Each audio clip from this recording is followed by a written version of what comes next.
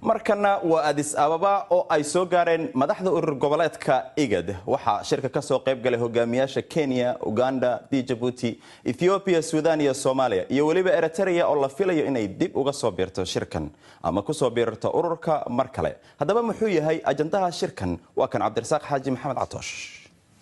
shirkan wadamada IGAD ay isugu imanayaan ayaa saddexda qodob ee ugu muhiimsan oo looga xaajoonayo waxa ay kala yihiin dhamaystirka heshiiskii waddanka Suudaan madaxdiisa ay isku hayeen iyo waliba qodob kale oo isna aad muhiim ugu ah gobolka kaasoo ah in Eritrea dib loogu soo celiyo urur goboleedka IGAD.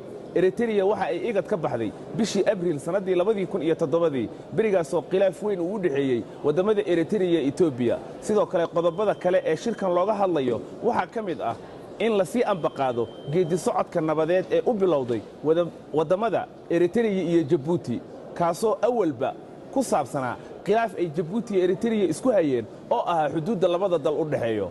caawa ayaa la filayaa in la soo gabagabeeyo qodobadaasi saddexda ah waxa ay madaxda ka gaaraan waxaana halkan oo Addis Ababa ku sugan dhammaanba madaxda wadamada urur goboleedka IGAD.